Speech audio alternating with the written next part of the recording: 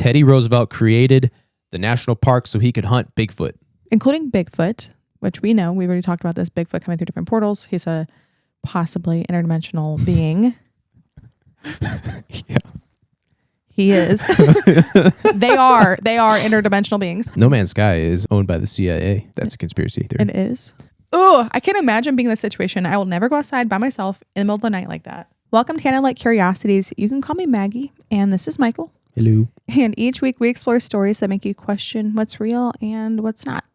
So light a candle, relax, and let's get into today's stories. In the past few episodes, we've discussed quite a few different things. And in one of the episodes, we discussed Bigfoot. And in there, I made a claim. And that was that there are portals in national parks. And I cannot prove this. And portals are not scientifically proven yet here. But they were scientifically proven in space by a scientist at NASA. I don't have the exact story up, but I'll look it up right now. They call them flux transfer events, FTEs or X points, regions where the Earth's and the sun's magnetic fields intermittently connect. They are called magnetic portals. Magnetic reconnection creates these portals as solar wind, which is charged particles from the sun, push against the Earth's magnetic fields. The lines of magnetic force can crisscross and join at these intersection points known as X points. The magnetic fields snap and reattach, creating a temporary, uninterrupted cylinder of magnetic energy that links our atmosphere directly to the sun's. That's what the portals were. Yeah. Okay. So pretty crazy that happened. Not exactly the same, but yes, still crazy. But just because we can't prove it now doesn't mean it doesn't exist. Well, here's the thing. When the portal opens, tons of high-energy particles can flood through the opening. The influx of energy is the primary driver of space weather, fueling polar auroras and occasionally sparking geomagnetic storms. So, who's to say that a sufficiently advanced species would not have this knowledge as well and use it on a scale artificially that could also transfer high-energy particles through space in some quantum fashion. Who's to say that portals don't already exist, and the reason why that they're not proven is because the government doesn't want us to know that they're proven, because they're using them. Well, the government's already proven that we can essentially, it's not essentially a portal per se, but scientists have proven quantum entanglement, which they spin, I think it's a subatomic particle. I want to say electron. Don't quote me on that. They'll spin an electron counterclockwise. It's quantumly entangled with another electron. And when they switch it and it spins counterclockwise, this is the layman's term, the layman's explanation, right? This is like Neil deGrasse Tyson explaining it to me, who doesn't really understand it, who's then explaining it to a child who doesn't understand it, and that child is also me. Okay, so they spin, and then when they reverse the rotation of one, the same thing happens instantaneously to the other particle that's quantumly entangled with it. And the distance between the two particles doesn't matter. So it could be here, me to you, or it could be me to Saturn, or it could be me to the Andromeda galaxy. And there's no delay. So expound upon that, getting into the science fiction realm, which I love. If you can affect a subatomic particle, you could affect a bunch of them. If you have the technology to do so, who's to say that you wouldn't be able to do what I would call, I guess, like a remote viewing almost, where you have a area in space, wherever you are, you're the alien, okay? And you're doing stuff in there in a way that my eyes or our technology can't perceive, even if we were there. And then all of your quantumly entangled, your little bubble has been moved or is on Earth. And in there, I don't know, let's say, okay, let's break this down even easier into even simpler terms. You got a TV, right? you got a camera, video camera, right? You got a nice Sony, and you're looking around, and you're in your own little bubble. And then you have a quantumly entangled bubble on Earth. And whatever you see through that camera in your little bubble is also what the camera sees in the quantumly entangled bubble, because it's the same thing existing in two states at once, two areas at once. Or not existing. It's existing and not existing, right? Quantum shit. Quantum stuff. So whatever that camera sees, now you have access to. And that's quantum entanglement. And that's the portal theory that a lot of people talk about, where they're like, we're being watched by aliens, or these tic tacs are coming in and defying physics. It's because the spacecraft is doing that way out in the middle of who knows where, could be light years away, but it's happening on Earth as well, because the two things are both existing at the same time in different areas of space, because they're quantumly entangled objects. That was really cute. Think about that. Yeah, that is. Think about that guy on TikTok who's arguing with me right now. Yeah. My theory is, though, always that the government is always trying to hide things from us, or always is hiding things from us. So these things probably do exist. They just don't want us to know about it. And what better place to hide them than in the national parks? Yeah. I was trying to see if there was any other ones that were like located around the world, like in Canada, Russia, China, literally anything. And I couldn't find anything. Well, Russia's got Siberia. They don't need national parks. They have a enormous tract of land. Not just national parks, like portals, like possible portals, or like protected areas where their military protects. Like where the portals might be. Yeah. Siberia. They also have an unlimited, well, not so much now, but they also, in Russia, they had an unlimited supply of human test subjects in the gulags over there. Oh, that's something to get into. Remember the X-Files? Yes. When Mulder goes into Russia and into Siberia, Krychek is there and they got the UFO there. Yes. Or they don't have the UFO, they're studying the black oil there. Yes. On the human test subjects. Mm-hmm. That's what I'm talking about. Yes. What's the show that you're watching right now? Lost in Space? No, the show that you are watching. Stargate SG-1, yeah, Stargate. dude. I was listening to a podcast earlier. Revisiting Stargate SG-1, and I love it. How far are you into it? Oh, I watch it when I eat meals, so like season 1 episode. Okay, we need to restart that because I want to watch 13. it with you. Because now I'm really interested in it, even though it's like not the production value that I like to enjoy. No, it's like daytime TV. So it's like really campy and like a little silly, and nothing ever really serious or bad happens, and every episode has like a sitcom sort of moral dilemma that they have to solve. But portals, yeah, being controlled by the government. Unpopular opinion, but if I had to choose between SG-1 and Next Generation, dare I say, I think I might choose. In fact, I know I would choose SG-1. What's the other one? Star Trek: The Next Generation. Oh, Star Trek. Next Generation is awesome. We're kind of going on a tangent here, but it's okay.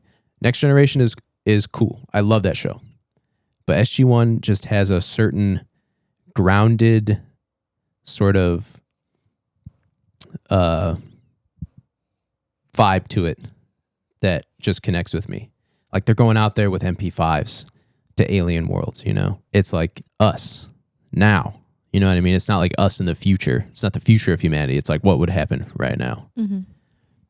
And it's a Canadian-American show, so they do a lot of goofy stuff in there that I really like. Yeah, it seems like a really cute show, but what reminded me of it was a podcast I was listening to earlier, and they were talking about portals, and then they started bringing up Stargate. And they're just like, oh yeah, it's like a Stargate. And I was like, oh my God, now I need to watch it because. Yeah, the Stargates are like, there was this one episode that I just watched where they find this species. They go to this planet. It's like Pompeii, right? It's like the volcanoes exploding. The planet is doomed. And they meet these people. And up to that point, besides the Goa'ulds, they haven't met a species or they haven't been to a planet that has advanced technology and an active population. So they get there and they bring these people back and they're like, hey, by the way, we can walk through walls and we can just look at the stars and figure out where we are from the top of a mountain on your planet. And we solved quantum physics and we teach it to our children. And I forgot where I was going with that. But anyway, what were we talking about before that? You were talking about why you thought it was cool in that episode. But yeah, essentially the Stargates are like quantum portals. You know, Yeah. They transport you instantaneously to anywhere throughout multiple planets in the galaxy and beyond. Yes. And the whole idea of the show is like perfect because the Goa'ulds originally came to Earth and were like, oh, the humans, they're like the perfect slave species. So then they just started searching planets that were similar and conquering other planets that were similar to Earth and bringing humans there, which everybody speaks English in Stargate, which is fine. But it's just a cool idea to think that like, and what a great idea by the writers to make it so easy to create these new worlds when they can just fall back on the fact that, yeah, like, you know, like, of course there's humans on this planet. The Goa'uld sent them there, you know, Yeah. and they inhabited it and they used the Stargates. The Goa'ulds did not build the Stargates. They used them. Stargates were built by an even more ancient coalition of species. Like the pyramids? No, the Goa'ulds built the pyramids in Stargate. I'm And talking about here. Oh. Well, in the movie Stargate, they find the first one in a pyramid. Do they? Yeah, they find it in a pyramid and then they transport it. Yeah, okay. Oh. I'm 99% sure. Don't quote me on that. Also, when you're watching Stargate, and I've been like coming in at random times, it makes me want to play No Man's Sky. Ooh, yeah. It's so cool. No Man's Sky is owned by the CIA. That's a conspiracy theory. It is? They believe. I believe. I want Why? to believe. Tell me more about this. So, Tell me more. There's a theory going around that the No Man's Sky game created and funded by the CIA as a way to test the simulation hypothesis as well as push the boundaries of putting the human's species into a simulation. Basically they're trying to create a simulation for us to all port our brains into, kind of like the Matrix. But for what? Control, Just to control us? I would imagine. Why even let us reproduce if that's like what will work for them or something? Yeah. That makes sense. As long as you got eyes, you can watch advertisements, right? But yeah, the No Man's Sky it's a crazy game. And if you look at how many updates they're pumping out, I'm going to get into some gamer stuff here. If you look at how many updates they pump out and the quality of them and the frequency, it's like no other game. It's like, where are you getting all this money? You know what I mean? That is interesting. Where are you getting all these funds? But it was a really fun game. I really do like it. How did you create a game that has quadrillions of planets that are all explorable and all unique and available to any single player? Yeah. I mean, you could spend your entire life, 24 hours in that game nonstop, and you wouldn't even reach a fraction of the total area that's generated because it just keeps generating and generating and generating. But then if we're also, so say that there are portals in the national parks. Mm-hmm. Stargates. Other Stargates in the national parks or in many of the heavily wooded areas. Mm-hmm. Some creepy things that they could be protecting us from or them from us can be different cryptids, including Bigfoot, which we know. We've already talked about this. Bigfoot coming through different portals. He's a possibly interdimensional being. Yeah. He is. They are interdimensional beings. Okay. Oh, another thing I was going down a rabbit hole of Bigfoot, and somebody was like, they confirmed what you said, and they were like, they work for a higher intelligence like species or and they were like Close Encounters. Yeah, so they brought them here to work and get whatever they're trying to get from them, and then they just take them back. Right.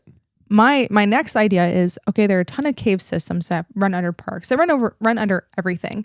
So when you have no shelter, the humans will gravitate towards some type of shelter, which can be caves.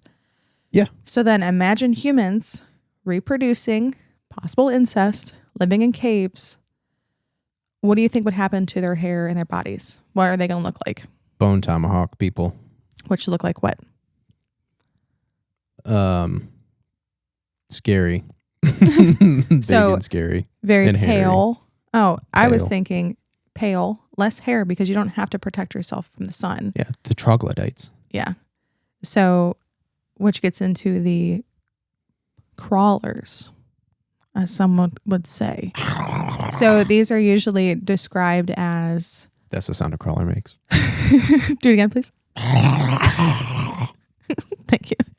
Crawlers, not to be confused with crawler zombies from Call of Duty Zombies. Back when Call of Duty was good. Hot take.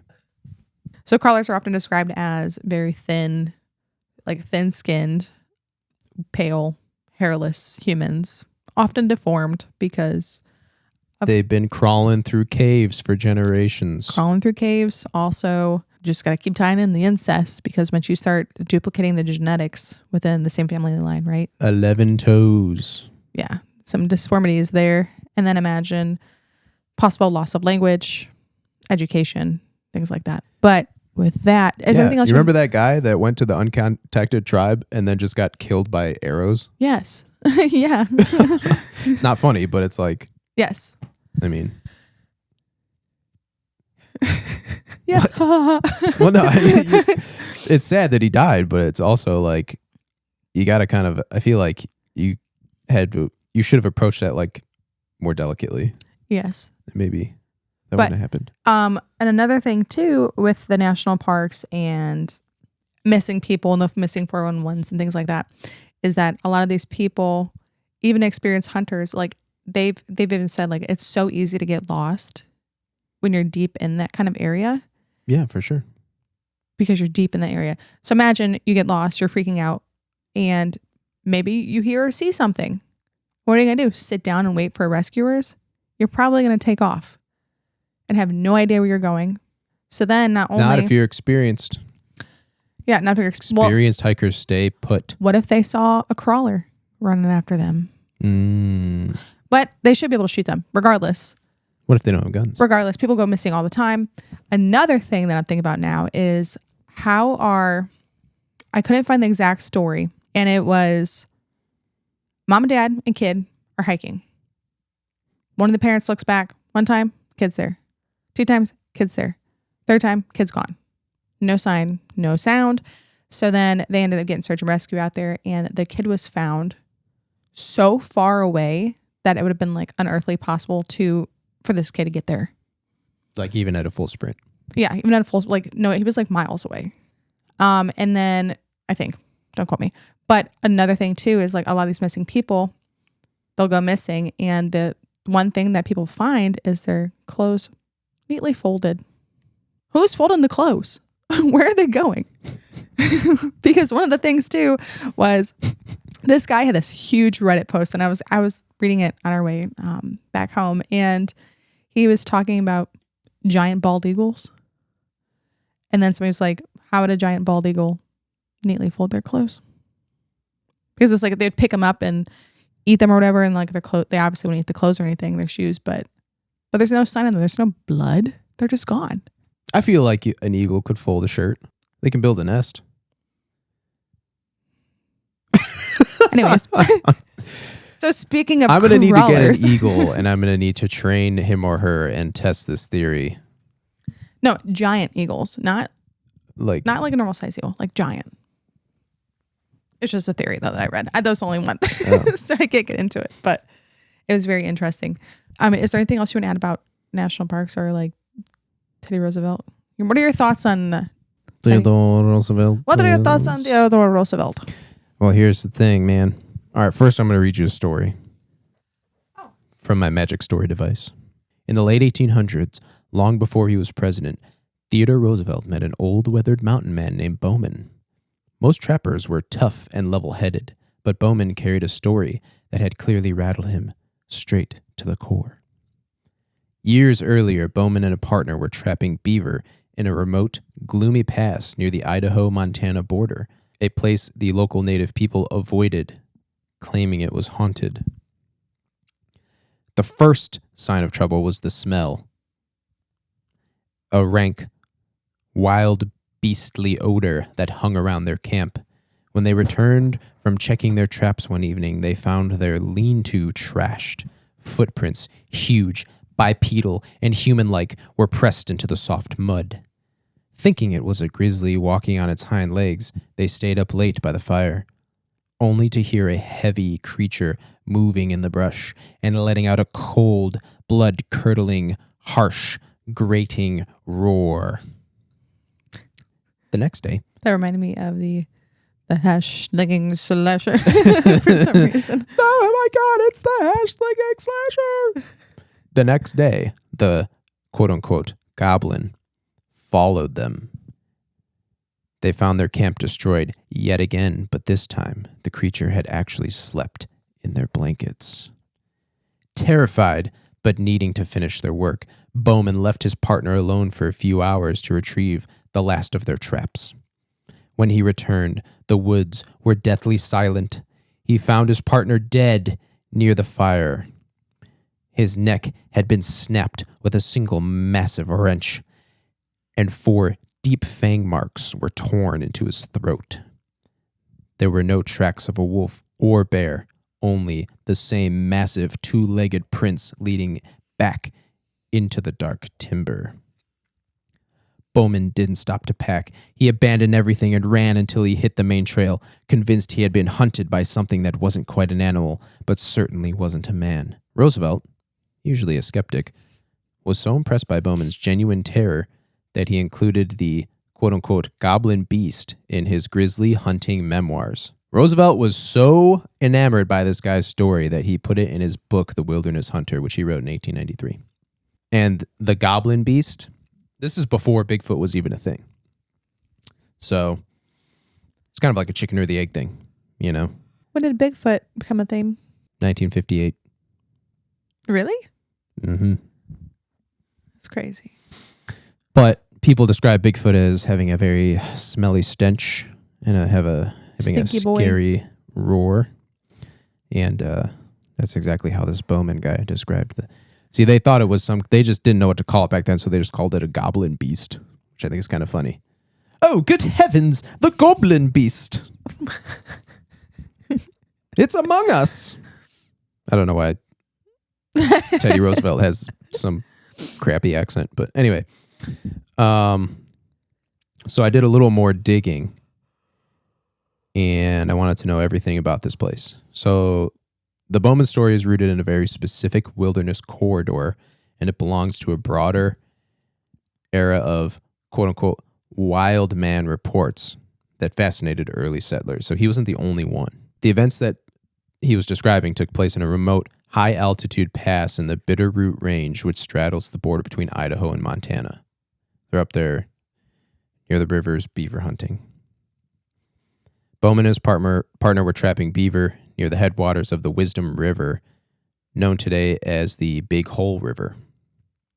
Roosevelt describes the location as the mountains dividing the forks of the Salmon River from the head of the Wisdom River. Even before Bowman arrived, the area had an evil reputation. A year prior, mining prospectors had found the half-eaten remains of another lone trapper in the same pass. So then I went even deeper. So these are the historical sightings from the 1800s. This is before Bigfoot was even a thing, which wasn't until the 1950s, the 1958, I think we said. They were just called the wild men of the woods back then, compared to gorillas. Wow. 1840, the Spokane Giants. Elkanah Walker, a missionary in Washington State, wrote to his superiors about Native American accounts of a race of hairy giants who lived in the mountains, stole salmon from nets, and had an intolerable smell. That's 1840, over 100 years prior. to Bigfoot.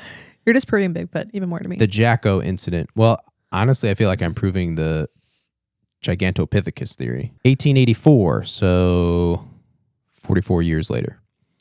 A famous report from British Columbia claimed that rail workers captured a small gorilla-like creature they named Jacko near the town of Yale.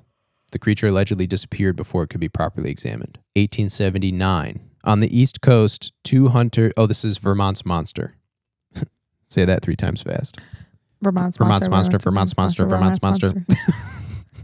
On the East Coast, 2 hunters in Pownell, Vermont, reported being chased by a 5-foot-tall creature covered in red hair with quote-unquote wild eyes. See? Red hair, too. Just like the lady in Ohio. 1894, the Kentucky man-beast. In Lewis County, Kentucky, locals reported a, quote, fierce and untamable hairy creature of gigantic stature that reportedly lived in caves and threw rocks at anyone who tried to approach it. And finally, we have the California gorillas in 1870. In the Diablo mountain range, cool name, news reports surfaced of wild men who resembled gorillas and possessed incredible strength. Roosevelt himself may have had a personal brush with the unknown. In The Wilderness Hunter, which is the book he wrote, he briefly mentions a hunting trip in Washington state where his native guide became visibly unsettled by strange, unidentifiable noises in the forest, though Roosevelt never explicitly linked it to the Bowman creature. All right. Think about this. Teddy Roosevelt. What does he love to do? He loves the wilderness. He loves to hunt. He loves big game. He's the president. He's building the Panama Canal. He's wealthy. He's hunting. He's hunting Bigfoot. So, oh yeah, well, don't spoil it. He's hunted everything. He's made trips to Africa in the 1800s. He's like Brad Pitt from Legends of the Fall. He's out there killing zebras and elephants and tigers and bears. He's seen everything. Or has he? Teddy Roosevelt learns about the monsters that are lurking in the dark in the deep woods. And he says to himself, if anyone's going to hunt these things, it's going to be me and the boys. So what does he do? He says, these areas all need to be protected. And they need to be carefully protected and studied, and we need to keep people out so that I can go in there and I can find the goblin people. I can find the crawlers. I can find the wendigos. I can find the creatures that are lurking in these heavily wooded areas. You know what I'm saying? And that's the real reason why I created the national parks. Because he's like, oh yeah, it's so people can go out there and hunt deer or whatever. No way. Oh, so we can protect the local populations. False. Teddy Roosevelt created the national park so he could hunt Bigfoot. Yes or no? That's a great. Yes or yes. Yes. He knew from the beginning that all this was real. And he was out there and he said, you know what? If I'm going to hunt something, because he's a real man's man, you know? Speak quietly, walk with a big stick. That was... Oh. Stick. S-T-I-C-K. Whoa. No, but hey, who knows? Yeah. Think about it. Something to think about. If you're a big game hunter and you want access to the biggest game of all, what are you going to do? If you have the federal power to make sure that their habitats remain untouched. That being said, perhaps he wasn't the only one, and this was a group kind of like the Illuminati, but they were just hunters. Bigfoot did exist. They ended up getting really good at hunting them, and they hunted them to near extinction. And after all these men died and moved on and died with their secrets, only a few of these creatures actually remained, which is what we're seeing now. The last populations of them. The first one being seen in 1958. Maybe. Decades later, when they've hunted them all to near extinction. And that's why they're scared of humans. Because the president and his boys went out there with their big guns, started popping them off, shooting Bigfoots. I don't want to agree with that. I want to agree that it's an interdimensional being and it can come and go. It still could be that. But also, it was hunted. Well, honestly, so when you mentioned something earlier about secretly astral projection, I keep seeing a lot of, because I was really interested in learning about that. I've been trying to learn more about it. And a lot of the videos that I see, it's like people who are astral projecting and they're getting really good at it. They're doing very well at this. They run into people in the government. I don't know if it's CIA or whatever it is, but people are like, hey. Astral projecting spec ops? Yeah. Like they're coming into their astral, like the person's astral projection. They're like, you're going to get hurt. You need to stop doing this. Like you're going too far. I'm going to make myself appear as a scary demon so you go away. Yeah, something. But it's really a person. Could be something. Like that one story we were talking about a few episodes ago about the girl who astral projected herself and then the demon was there and she tried to speak to it. What if that was just like a CIA operative who's way more advanced than her at the craft, and he was like, you ain't coming into this realm. You're not allowed. The government owns the astral plane. Yeah. Absolutely. But yeah, like the gateway tapes were created, for CIA? I don't know much about the gateway tapes. You know more about that. Okay. I'll have to look it up. But yeah, if they were, it's to train these people to get better astral projection. For why? For why? For why? For why? Why? For what? For recon, weaponization. Yes. National defense. The power. Okay. They need more power. We got to get back into crawlers. Crawlers. That's the noise a crawler makes. So I found a story that I found pretty spooky that I want to read to you. And it has to do with a creature of sorts. Would you like to hear it? I'd love to hear it. Oh, yeah. Yippee. He thought it was a person following him until it dropped on all fours. I never believed in anything paranormal. I'm a pretty logical person. I look for a real explanation first, and I'm still trying to do that with this. But honestly, I don't know what I saw. A few nights ago, I finally had time to go on a walk. I used to do it all the time to clear my head, but work's been crazy lately. So I decided to go late, put on a headlamp, and take a trail near the back of my neighborhood. It goes pretty deep into the woods. My plan was to go about half a mile in and then loop back. Everything felt normal at first. But around a mile in, I got a feeling like I was being watched. I got a feeling that tonight's Oh, different song. Oh, there's another I got a feeling song. Oh. So I stopped, turned off my light, and just listened. At that point, I was thinking maybe it was another person, someone following me. And then I heard it. Footsteps in the leaves behind me. And not just once. It had been following me for a few minutes. So I stayed completely still, trying to listen. And after a while, nothing. Total silence. That's when I turned my light back on and I decided I was done. I started heading back a little faster this time. Can I interject? You may. May I interject? Why would you turn your light off? Yeah. My thought too. Maybe they didn't want them to get, I don't know. Maybe, I don't know. Maybe it wasn't that dark. Yeah. But about 2 minutes later, I heard it again. And this time it sounded different. Not like 2 feet walking, like 4. And whatever it was matching my pace. So I spun around, putting my light straight into the woods. Nothing. Silence again. At that point, I was more angry than I was scared. I yelled out, told whoever it was to leave me alone, said I'd call the cops and that I had a knife. Still nothing. So I actually started walking towards the sound. And that's when I saw it. Hell yeah. About 20 yards ahead of me, just at the edge of where my light could reach, something ran across the trail. On all 4s. Yuck. You have no reaction to that? It sounds like it was just like a stray dog. Oh, it gets bad. It gets worse. Better or worse. I don't know how you want, but If this person is going to describe the creature that they saw. they are. Okay. I'm getting into it now. At first, I thought it was a person, but it didn't move like one. It was completely pale, almost no hair at all, bald. And the way it ran, it looked natural.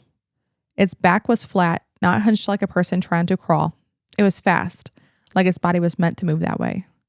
And that's when I knew something wasn't right. I didn't stick around. I turned and started heading back faster. For a while, I didn't hear anything, but I kept checking behind me. Then, with maybe a quarter mile left before I was out, I heard something sprinting.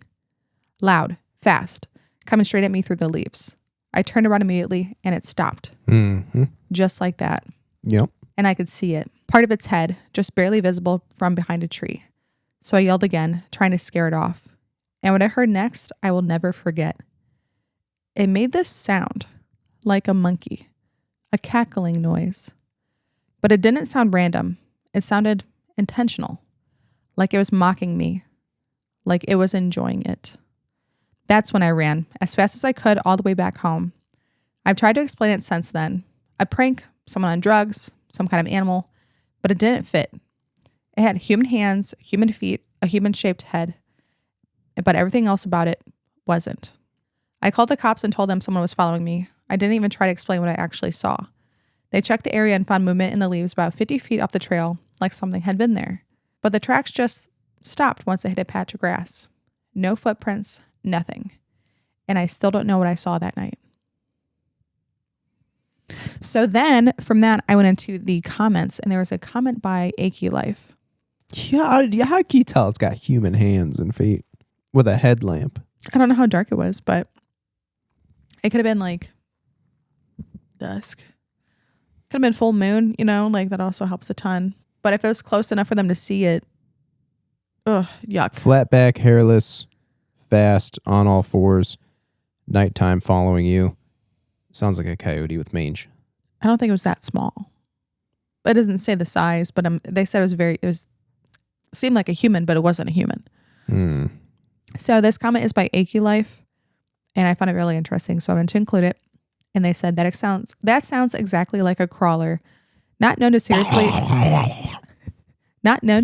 attack humans, more known to chase rather than kill. However, I wouldn't count on it. Honestly, depending on when they first came to be, they could hunt similar to ancient humans by running their prey down with superior stamina until their heart pops or they're too weak with exhaustion to fight back, especially since they have human head and hands. We don't have sharp claws or teeth and fairly delicate skin, making an aggressive attack unwise against a potentially strong prey.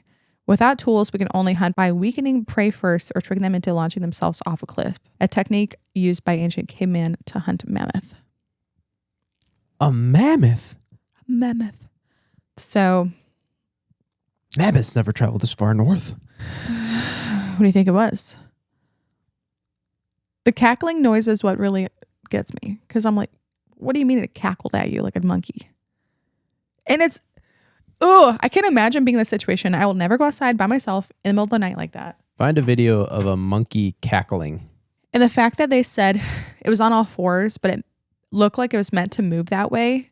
I can't imagine being alone on a trail with just a headlamp, hearing something behind me, but not being able to see it. And as soon as you stop and turn around, it's not there twice. And then it's sprinting at you. That doesn't freak you out at all? No. And then it's like a nude human, but not human, cackling. I would be so mad. No, because I got my Glock 19mm. Yeah. That's good. The red dot sight and a flashlight and a laser and a thing that tells time. I wonder why they went to look for it twice. They couldn't see it. Then the third time, when it was sprinting at them, they were able to see it. Did it want to be seen? I don't know. But I will tell you this. I like this person. You know what I mean? Why? Because all the stories we read, they're like, I was so scared. I was frozen with fear.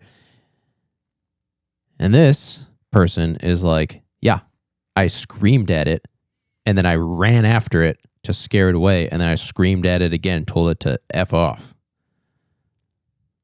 Like, that's badass, dude. I would not do that.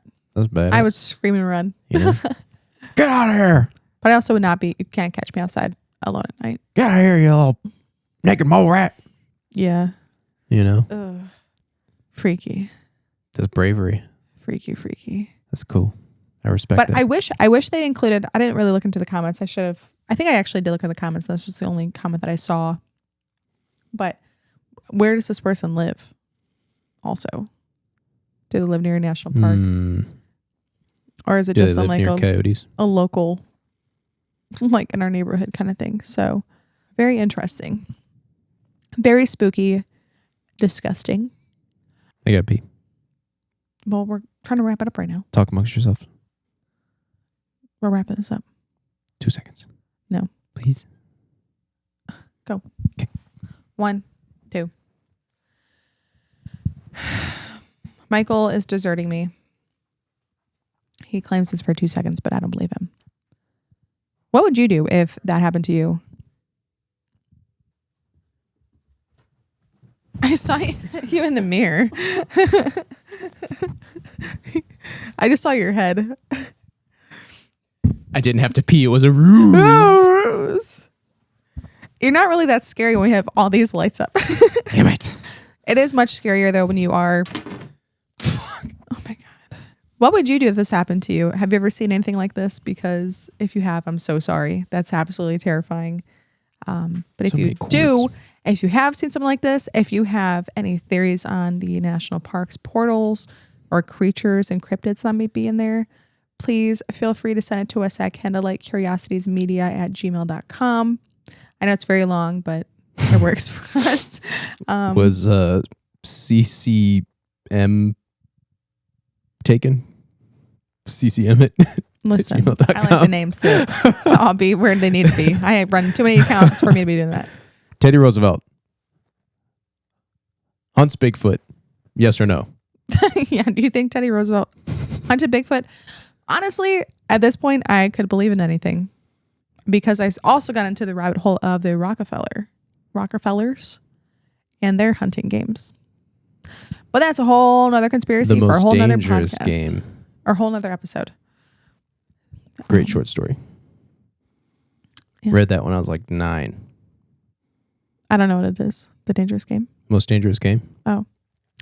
Oh, funny you should ask. It was written a long time ago by somebody who wrote a story about a bunch of rich elites that owned an island that they would take people to against their will and hunt them. Join us on our next episode when we get into creatures. when we get into creatures?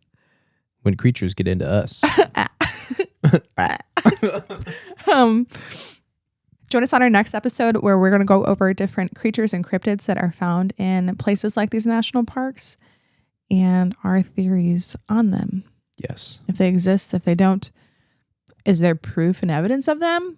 Or are they like Bigfoot and beautiful hairy creatures? Or hairless, actually. Some of them are hairless. Beautiful hairy creatures. That's stinky, beautiful hairy creatures. Stinky. Listen, I love Bigfoot. Never hurt anybody That you know of. that we know of. How do you know all those people that went missing aren't victims? I don't think Bigfoot is taking these people. Throws them over his shoulder, gets into his interdimensional portal, goes back up to the mothership.